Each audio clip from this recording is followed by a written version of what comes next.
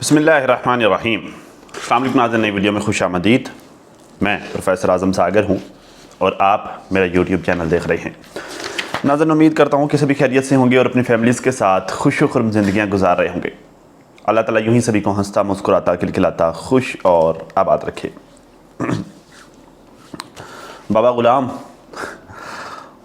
ने नाज़रीन आज कोई अभी से आई थिंक कोई जब मैं ये शूटिंग कर रहा हूँ उससे कोई 10-11 घंटे कबल बाबा जी ने एक वीडियो अपलोड की है और ये बाबा जी ने जवाब दिया है साजिद की उस लास्ट वीडियो का जो उसने बाबा जी पर बनाई थी। ठीक है, मतलब जिसमें बाबा जी को उसने घर आने से मना किया था और बाबा जी को ये कहा था कि आप अब अपनी खिदमत अपने बच्चों से करवाएं ताकि उनको भी शर्फ हासिल हो कि वो आपकी खिदमत करके हज और उम्रे का सवाब हासिल कर सकें। ठीक है, तो मैं खैर वेट कर रहा था कि बाबा जी इस वीडियो का जवाब देंगे। फाइनली बाबा जी ने इस वीडियो का जवाब दे दिया है और ठीक ठाक जवाब दिया है।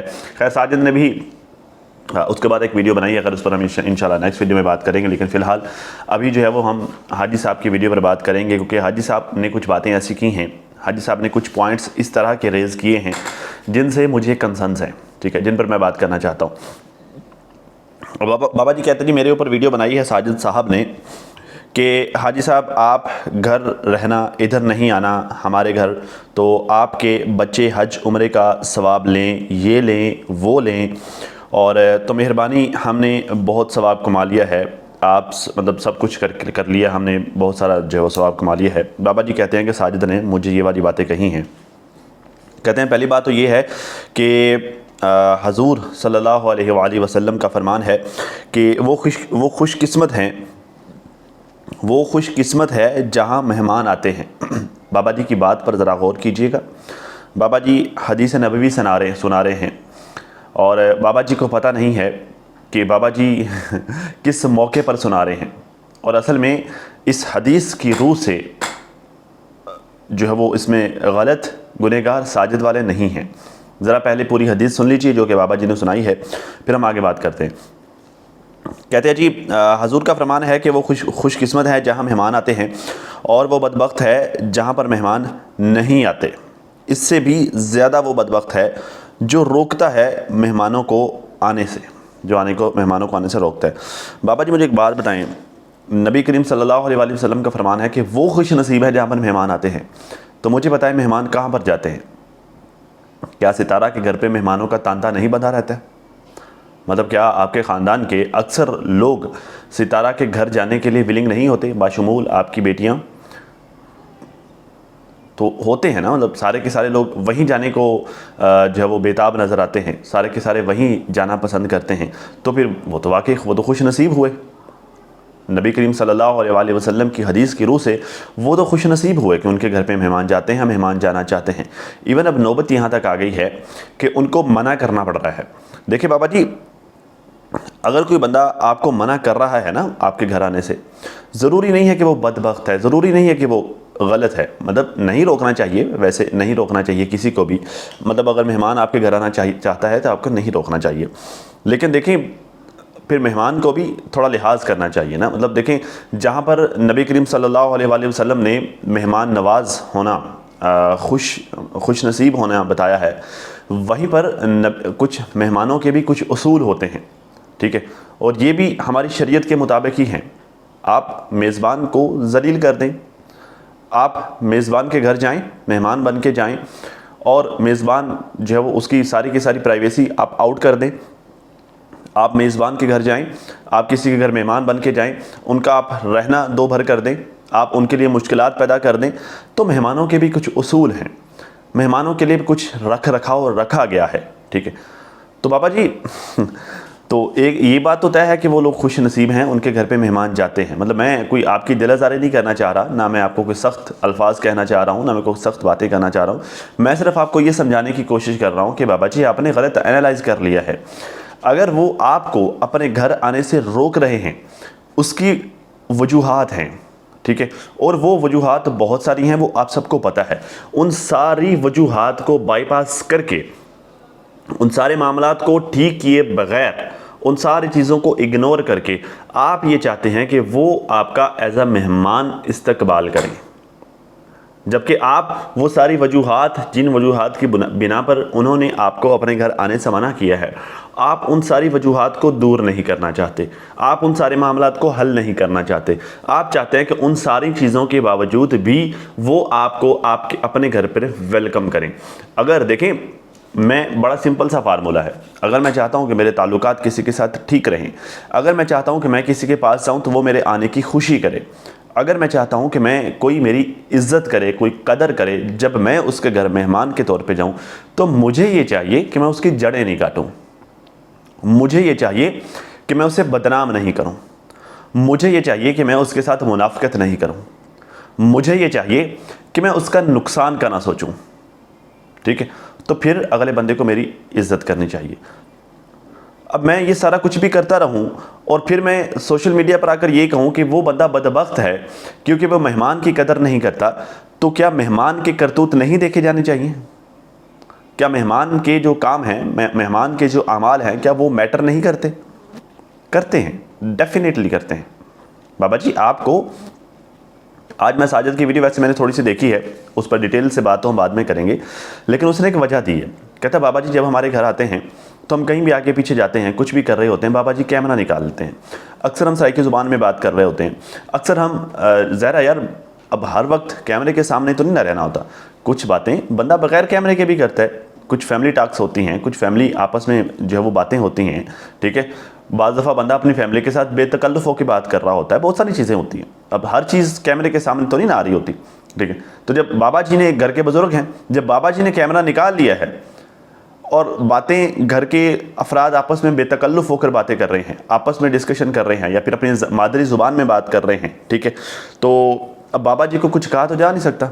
अब फ़र्ज़ किया, चलें जब पता चल गया है तो बंदा अपनी बात को थोड़ा गोल कर लेता है, संभल जाता है। फ़र्ज़ किया, पता ही नहीं है कि बाबा जी कैमरा निकाल के बैठे हुए हैं, घर के अफराद आपस में बाहम डिस्कशन कर रहे हैं, मादरी ज़ुबान में बात कर रहे हैं या अपनी ज़ाती बात कर रहे हैं या वट कोई भी जो वो चीज़ जो सोशल मीडिया पर नहीं लेके आना चाह रहे, इस तरह की बातें अगर वो आपस में कर रहे हैं, बाबा जी ने उसको कैप्चर कर लिया और किसी को पता भी नहीं चला। ठीक है, तो बाबा जी को क्या पता कि मुझे ये बात लेके आनी है या नहीं, लेकिन मतलब मैंने उसको किस तरह से निकालना है, मैंने इसको एडिट किस तरह से करना है, क्योंकि बाबा जी को तो ये पता ही नहीं है। बाबा जी, ये बेसिक वजह है, ये बेसिक रीज़न है आपको उनके घर आने से रोकने की, उनकी तरफ से। सेकंड ऑप्शन उन्होंने ये दिया है आपको कि आप चैनल छोड़ दें, और ये वजह, ये बात आपको आपके सारे के सारे बच्चे कहते हैं, आपके ज़ाती बच्चे, मतलब जो आपके जो है वो सगे बच्चे हैं, आपकी बेटियां, वो लोग भी आपको ये बात कहते हैं, ऑडियंस पब्लिक भी आपको ये बात कहती है, सारे लोग आपको ये बात कहते हैं कि आप चैनल छोड़ दें। एक तरफ तो आप कहते हैं कि आपके पास सन 73 में, पता नहीं 75 में, पता नहीं 85 में, कब किसका वो आगे जाकर लिखा हुआ, खैर हम बात करेंगे, कि उस वक्त जो है आपके पास पैसा बहुत था, आपने उस वक्त मोटरसाइकिल ली थी, आपके अकाउंट में ठीक ठाक पैसा था, आपने पैसा नहीं जो है वो अब नया नहीं देखा, ये वो पता नहीं क्या क्या लम कलम। एक तरफ तो आप ये कहते हैं, दूसरी तरफ बाबा जी आप पैसे कमाने के लिए आप चैनल चला रहे हैं। भाई जब आपको पैसे की ज़रूरत नहीं है, आपने पैसा ठीक ठाक देखा हुआ है, फिर आप ये 2-4 हज़ार व्यूज़ के लिए बाबा जी क्यों बिल बुला रहे होते हैं?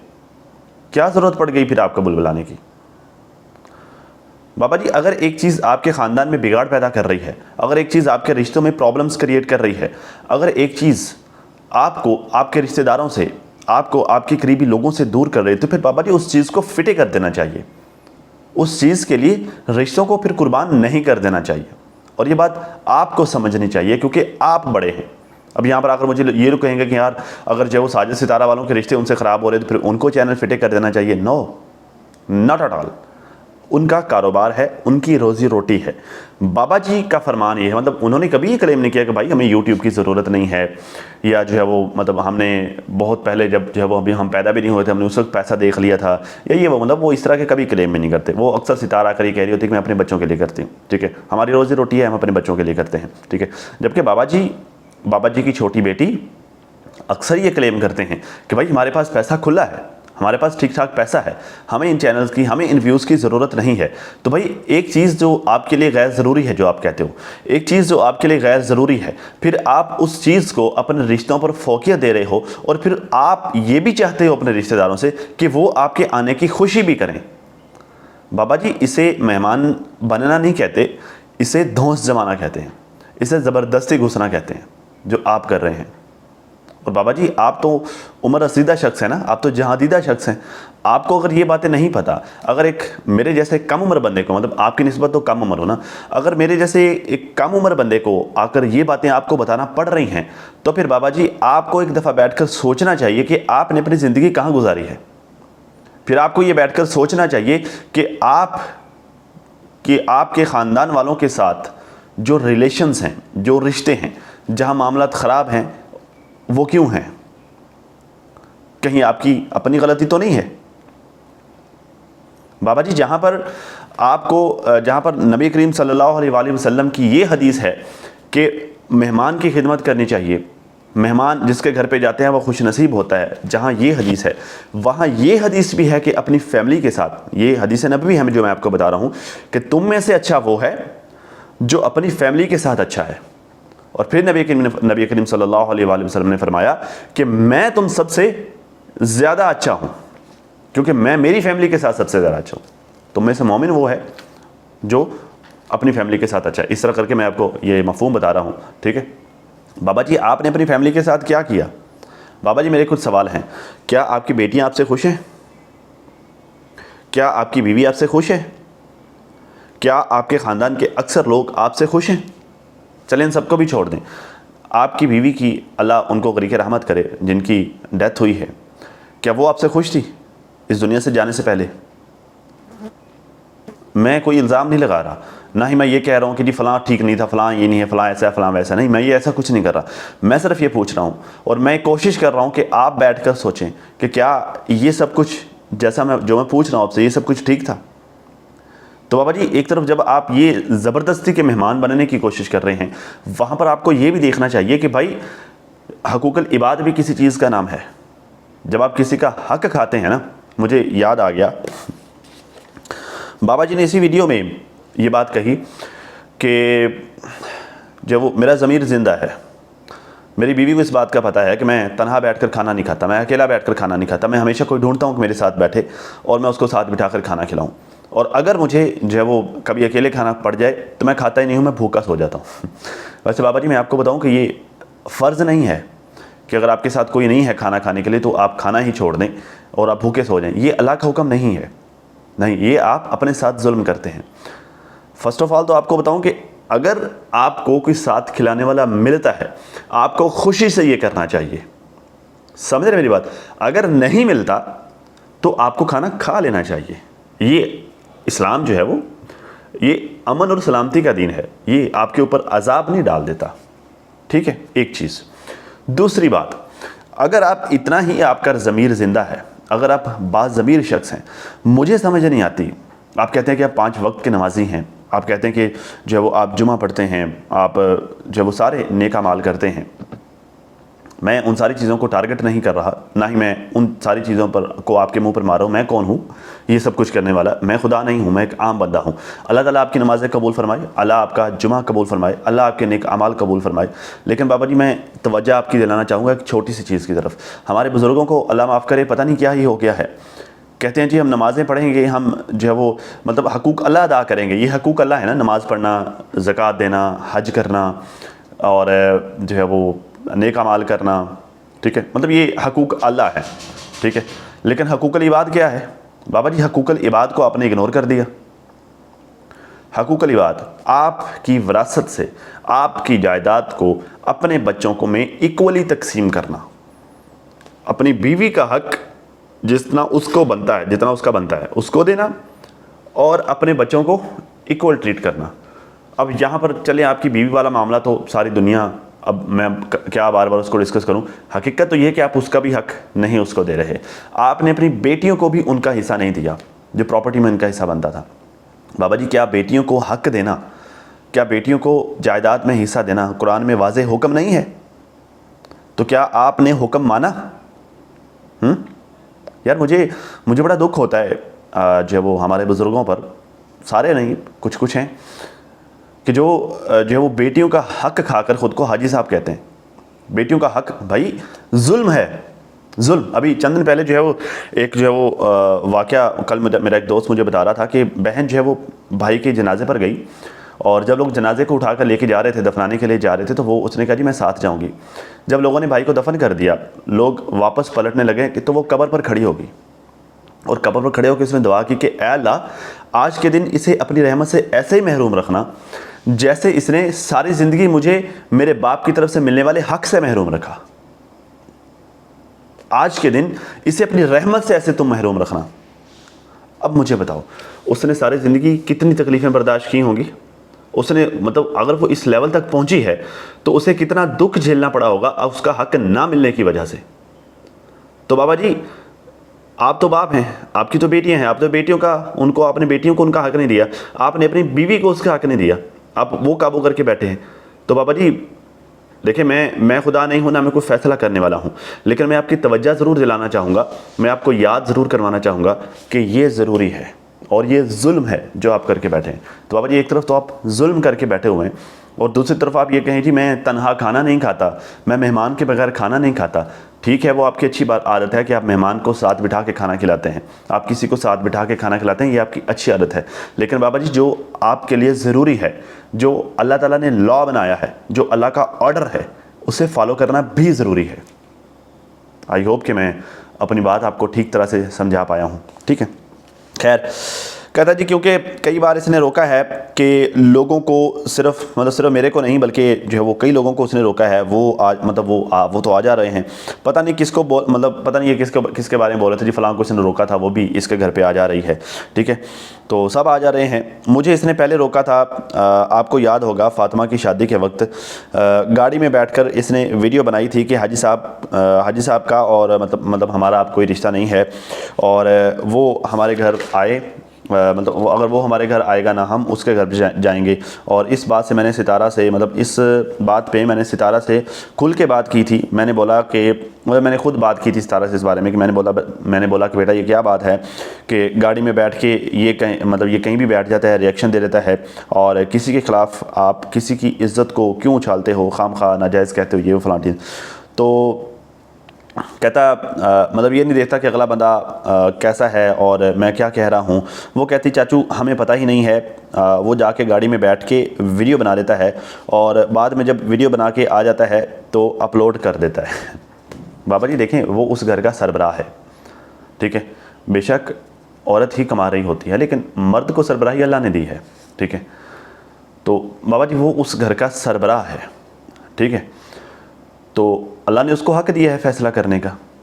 अगर वो एक चीज़ के बारे में फ़ैसला कर रहा है तो आपको उसके फ़ैसले का एहतराम करना होगा, आपको उसके फ़ैसले का एहतराम करना चाहिए। आपको देखना चाहिए, देखें हर शख्स अपनी फ़ैमिली के लिए क्यूरियस होता है, हर शख्स अपने फ़ैमिली के अच्छे बुरे के लिए फ़िक्रमंद होता है। अगर आप उसकी फ़ैमिली में खलल पैदा कर रहे हैं, अगर आपकी वजह से उसकी फ़ैमिली में प्रॉब्लम्स क्रिएट हो रही हैं तो डेफ़िनेटली वो एक्शन लेगा। डेफ़िनेटली वो आपको रोकेगा कि भाई आप हमारे घर नहीं आए, आपके आने से हमारे यहाँ प्रॉब्लम्स क्रिएट होती हैं, तो डेफ़िनेटली आपको रोकेगा। तो आप जो है वो इस पर जो है वो कभी उसकी बीवी को कहें कभी अपनी बीवी को कहें, कभी फलां को कहें, कभी फलां को कहें, तो ये सारा कुछ करके तो आप फिर मैंने स्टार्ट में कह दिया कि भाई आप ज़बरदस्ती के मेहमान बन रहे हैं। तो अगर ज़बरदस्ती के मेहमान बनना है तो फिर वो आपकी मर्ज़ी है, फिर जो इसे ढिठाई कहते हैं और क्या कहें, तो बाकी आपकी मर्ज़ी है, लेकिन आप बाबा जी ज़बरदस्ती के मेहमान बन रहे हैं। ठीक है, बाकी रही बात सितारा को पता है या नहीं पता, तो सितारा को देखें बात है सीधी साफ, सितारा की बात का साजिद को एहतराम करना चाहिए, वैल्यू देनी चाहिए। क्यों? क्योंकि वो उसकी बीवी है, मियाँ बीवी दोनों जो है वो मिलके घर चलाते हैं, दोनों की जो है वो कंबाइन लाइफ होती है, एक गाड़ी के दो पहिए, सारी बातें जितनी मर्जी बातें आप यहाँ पे कह लो एक दूसरे की, लेकिन वो मशवरा होता है मियाँ बीवी का आपस का। लेकिन जब मर्द एक फ़ैसला लेकर बैठा हुआ है, उसने एक फ़ैसला लिया, तो बाबा जी वो उस घर का सरबराह है, आपको उसके फ़ैसले को एहतराम देना होगा। ठीक है, बेशक आप बड़े हैं जो भी हैं, बहरहाल वो उसकी फैमिली है, आपको जो है शरीयत भी ये कहती है कि आपको उसके फ़ैसले को एहतराम देना होगा। ठीक है, बाकी बाबा जी ने कहा जी मेरी बीवी जब तक उस घर में है तो तब तक तो जो है वो मैं आता रहूँगा, तब तक आप मुझे कोई नहीं रोक सकते। जब मेरी बीवी मेरे पास आ जाएगी या मेरी बीवी मुझसे अपना रिश्ता ख़त्म कर देगी तो फिर जो है वो मैं उस घर में नहीं जाऊँगा, ये वो फलां इस तरह की बातें। देखें बाबा जी, ये आपका अपनी बीवी से बात करना बनता है। अगर आपकी बीवी उस घर में रह रही है ना, तो फिर वो आपकी बीवी वहाँ पर जाकर बैठी हुई है। ठीक है, और वो उनके घर पे जाके आपकी बीवी बैठी, बेशक वो उसकी बेटी है, ये वो फलांटी, लेकिन अगर हम इमोशंस को ज़रा साइड पे रख के फैक्ट्स डिस्कस करें, आपकी बीवी उनके घर पे बैठी हुई है। ठीक है, और उस घर का सरबराह साजिद है। ठीक है, अब अगर आप जो अपनी बीवी से मिलना चाहते हैं, या अगर आप चाहते हैं कि आपकी बीवी आपके पास आ जाए या आपको छोड़ दे, वटएवर जो भी आप चाहते हैं, आपको आपकी बीवी से बात करनी होगी, ठीक है। आपका ये वाला मामला आपकी बीवी हल करेगी। इस बात पर कि जी मेरी बीवी इस घर में है तो मैं ज़बरदस्ती वहाँ पर घुस जाऊँगा और मैं लाजमी जाऊँगा, ये आप नहीं कर सकते, ये अनएथिकल हो जाएगा। और ये आप इस बात पर कि जी मेरी बीवी वहाँ पर बैठी हुई है, इस बात की बुनियाद पर आप साजिद को भी ब्लैकमेल नहीं कर सकते, आप नहीं कर सकते, आप मतलब आप प्रेशराइज नहीं कर सकते उसको। आपका और आपकी बीवी का मामला है, फिर आप अपनी बीवी से डिस्कस करें। फिर दुनिया को ये नहीं बताया कि जी मेरी बीवी बैठी है तो मैंने ज़बरदस्ती वहाँ पर घुसना ही घुसना है। जब भाई घर का ऑनर आपको मना कर रहा है आने से, तो फिर आप राइट ही नहीं रखते जाने का। मतलब अगर मुझे तो कोई एक दफ़ा जो है वो कहना तो बहुत दूर की बात हो जाती है, अगर एक दफ़ा वो ठीक से बिहेव भी ना करे तो मैं जाऊँगा नहीं वहाँ पर। ना भाई, इंसान की इज्जत खुद के उसके अपने हाथ में होती भाई। अगर जो है वो अगला बंदा जो है वो उसके किसी एक अमल से भी आपको ये महसूस हो गया कि भाई अगला बंदा मेरे आने से उसको तकलीफ़ हो रही है या उसको परेशानी हो रही है या वो मेरे आने से वो कोई इतना ज़्यादा खुश नहीं है, ठीक है, तो भाई इज़्ज़त का तकाजा ये है, आपकी जो सेल्फ रिस्पेक्ट का तकाजा ये है कि आप दोबारा वहाँ पर ना जाओ, ठीक है। तो अगर आप फिर भी ज़बरदस्ती जाना चाहते हैं तो फिर बाबा जी वो आपकी अपनी मर्ज़ी है, फिर हम क्या कह सकते हैं। फिर इंसान के अपने फैसले होते हैं जो बंदे को इज़्ज़त भी देते हैं, जो बंदे को ज़िल्लत भी देते हैं। मतलब मैं कोई आपको ना तो जो है वो कोई मतलब को जलील करने की कोशिश कर रहा हूँ, ना मैं आपको जो है बुरा भला बोल रहा हूँ, ठीक है। मैं सिर्फ आपको जो है वो सही और गलत बता रहा हूँ, ठीक है। और मैं खत्तल इम्कान की कोशिश कर रहा हूँ कि मेरे अल्फाज ठीक रहें, मैं अपने अल्फाज जो है वो कोई सख्त अल्फाज या करख्त अल्फाज या गलत अल्फाज मैं इस्तेमाल ना करूँ। बाकी बाबा जी आपकी मर्ज़ी है। खैर, कहते हैं दूसरी बात यह है कि मेरा जाना वहाँ बनता है क्योंकि मेरी बीवी वहाँ है। जब मेरी बीवी मेरे घर, अच्छा ओके हो गया, ये तो मैंने बात कर ली। और कहते हैं मेरी तरह हर किसी के बुज़ुर्ग हैं, लेकिन ये कहना कि हमने ठेका नहीं उठाया हुआ। तो बाबा जी आप जिनके बुज़ुर्ग हैं आप ये बात उनको कहिए। आप किसके बुज़ुर्ग हैं? आप सल्लू के बुज़ुर्ग हैं, आप नजमा के बुज़ुर्ग हैं, ठीक है। और रही बात ठेका उठाने की, तो भाई ठेका तो इन्होंने वाकई नहीं उठाया हुआ। ठेका उठाया हुआ किसने? क्या नाम है उसका, फ़ारूक भाई ने और आपकी बेटी ने। ठीक, मतलब आपकी ज़मीन का ठेका उनके पास है, ठीक है। और वैसे भी ठेका उन्हीं का बनता है, आपका ठेका भी आपके बच्चों का बनता है, इनका नहीं बनता, किसी तरह भी नहीं बनता। हाँ, इनका सिर्फ आप इनकी जो आपकी बीवी की वजह से इनके साथ आपका रिश्ता है। बाकी अगर सारे रिश्तों को छोड़ दें, ये रिश्ता सबसे ज़्यादा इंपॉर्टेंट होता है, ठीक है। इनके साथ आपका वो वाला रिश्ता है, आपकी बीवी की वजह से इनके साथ आपका रिश्ता है, लेकिन उससे भी ज़्यादा ज़रूरी आपका आपके बेटों के साथ रिश्ता है, ठीक है। उनको चाहिए कि वो आपका ठेका उठाएं, वो सारे मामला करें। तो ये मतलब ये बात साजिद की थोड़ी टू दी पॉइंट ज़रूर थी, ठीक है, लेकिन थी वैलिड उसकी कि भाई आप अपने बच्चों से अपनी खिदमत भी कराएं, आप उनके साथ रहें, सारी बातें उनकी बात थी फैक्चुअल, ठीक है, फैक्ट बेस्ड उसकी बात थी, गलत नहीं थी। हाँ ठीक है, आपको बुरा लगा, आपको दुख हुआ, आपको गुस्सा लगा, तो वो एक अलग बात है, लेकिन उसकी बात गलत नहीं थी। उसने कोई बेअदबी नहीं की, उसने कोई बदतमीज़ी नहीं की, उसने कोई गाली गलौच नहीं किया, ठीक है। उसने कोई जो है वो बदतमीज़ी वाले लहजे में बात नहीं की।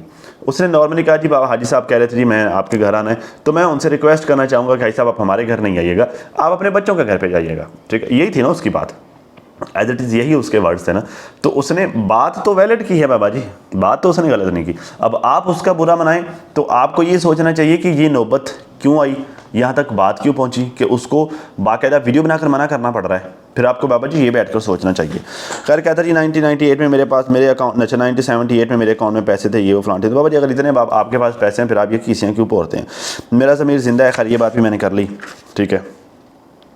कहता जी मैं आया था, मैंने कहा जाते जाते बीवी का हक़ उसे दे जाऊं और मकान उसके नाम कर जाऊं। अगर आप आ जाते, मतलब अगर तुम जो मेरे साथ आ जाती तो मकान नाम भी हो जाना था और सारा कुछ हो जाना था। तो उस दिन जब मैं गया तो मेरी बीवी कहती थी सालन बन रहा है, बस आधा घंटा लगेगा और तुम जो है वो आप खाना खा के जाना। तो मैंने कहा कि नहीं, खाना जहाँ नसीब होगा वहाँ खाना खा लेंगे। जब आपको मेरे ऊपर एतबार ही नहीं है फिर क्या खाना, मतलब फिर क्या खाना जो है कोई ज़रूरी नहीं है। प्यार और एतबार ज़रूरी होता है, प्यार और इखलाक ज़रूरी होता है। बाबा जी देखें ये बात अब आपको आपकी कहना नहीं बनती। देखें मैं आपके ख़िलाफ़ नहीं हूँ ना, मैं ख़िलाफ़ आपकी बात करना चाहता हूँ, लेकिन मैं फ़ैक्ट ज़रूर आपको बताऊँगा। देखें एक बंदी ने अपनी ज़िंदगी के 15 साल आपके साथ गुजारे हैं, ठीक है। आप 15 साल में, मतलब 15 साल बाद एक केस ऐसा होता है कि आप उसको सारी ज़िंदगी अपने लारों पे रखा है। वो आपके साथ बैठकर एक ही चारपाई पर आपके साथ बैठकर, आप ही नहीं बताना हम एक ही चारपाई पे बैठे हुए थे, तो एक ही चारपाई पर आपके साथ बैठकर उसने आपको कहा जी अब तुम मुझे ज़मीन देते हो या नहीं देते, मतलब वो मकान देते हो या नहीं देते। आपने कहा जी मैं नहीं देता, ठीक है। वो 2 दिन जो है वो आपकी बेटी के घर पे बैठकर, आपकी बेटी और आपके दामाद के घर पे 2 दिन बैठे आपका वेट करती रही, आप नहीं गए, आपने जो है कोई हामी नहीं भरी। जब वो मजबूर होकर वहाँ से उठ के आ गई और फिर आप चले गए हो एतबार दिलवाने, तो बाबा जी यहाँ पर सवाल ये बनता है कि तोड़ा किसने था? जो एतबार आप दिलवाने गए थे, जिस एतबार की आप बात कर रहे हो, वो एतबार तोड़ा किसने था? वो उसने तोड़ा था, आपकी बीवी ने, या वो खुद टूट गया था? आप कहते हैं कि उसने आपके ऊपर ट्रस्ट नहीं किया। जिस बंदी को आपने 15 साल लारों पे रखा है और एट द एंड जब वो उसने आपसे जो है वो फैसला कुन अंदाज में पूछा कि देते हो कि नहीं देते, तो आपने इनकार कर दिया और फिर आपने दोबारा कोशिश भी नहीं की। जब तक वो वहाँ थी, आपकी दस्तरस में थी, आपने कोशिश भी नहीं की उस मामले को सुधारने की। फिर आप जो है वो सफ़र करके जो है वो इतना लंबा जो उसके पास चले गए, तो बाबा जी उन सारी चीज़ों को क्या फ़ायदा? वो जो है वो बात जो है वो मुझे याद आ गई, शैतान ने जो है वो अल्लाह के हुक्म अदवली की थी, सजदा नहीं किया था आदम अलैहिस्सलाम को, ठीक है। उसके बाद कहते हैं उसने जो है वो चप्पे चप्पे पर सजदा किया, लेकिन एक दफ़ा तो इनकार कर दिया ना, एक दफ़ा तो भरोसा ट्रस्ट तोड़ दिया ना, एक दफ़ा तो हुक्म अदवली कर ली ना। तो यहाँ पे हुक्म अदवली नहीं हुई, मतलब ये वैसा तो ऐसा कोई सीन नहीं है, बट जब यहाँ पर आपने ट्रस्ट तो तोड़ दिया ना। जब आपने ट्रस्ट तोड़ ही दिया, फिर आप ये उम्मीद क्यों लेकर बैठे हुए हैं कि वो आपके ऊपर ट्रस्ट करें? फिर करना या ना करना उसकी मर्ज़ी। फिर आपको ये चाहिए था कि आप ज़मीन पहले उसके नाम करवाते, ठीक है, वो प्लॉट उसके नाम करवाते, फिर उसे कहते कि देखो मैं उस वक्त मामलात और थे, मैं गुस्से में था या मैं मजाक कर रहा था, वट कोई भी बात बनाते, ठीक है, देखो मैंने प्लाट तुम्हारे नाम कर दिया है, ठीक है, मैं नहीं चाहता कि मेरी वजह से तुम्हारा दिल दुखे, मैं चाहता हूँ तुम्हारा भरोसा मेरे ऊपर कायम रहे, आओ मेरे साथ हम घर चलते हैं। बाबा जी काम करने का एक तरीका होता है ना, वला योड़ काम करोगे तो कैसे होंगे? ऐसे तो नहीं होता।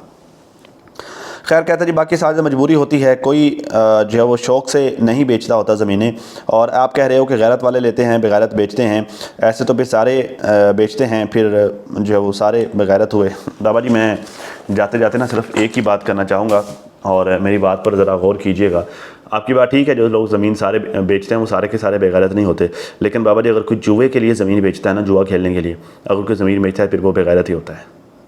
मेरी बात थोड़ी तलख़ है, आई एम सॉरी टू से, शायद आपको बुरा भी लगे, लेकिन ये बात फैक्ट है कि आपके बेटे ने ज़मीन बेचकर जुए में उड़ा दी, और आपके बेटे ने जुए में लगाने के लिए ज़मीन बेची, तो फिर बाबा जी इसे तो बेगैरती कहेंगे ना। अब आप माने या ना माने, ये आपको बुरा लगे तो इसमें मेरा कोई कसूर नहीं, लेकिन ये हकीकत है। और लिटरली मैंने इसमें भी हत्तल इम्कान कोशिश किया कि मेरा लहजा और मेरे अल्फाज थोड़े नरम ही रहें। तो खैर नाज़रीन, बाकी जो है अल्लाह की मर्ज़ी। अब तक नाज़रीन इतना ही। अपना और अपनी फैमिली का बहुत सारा ख्याल रखिए, और साथ अपनी दुआ में मुझे भी लाजमी याद रखिएगा। मिलते हैं किसी नई वीडियो में, तब तक के लिए अल्लाह हाफ़िज़।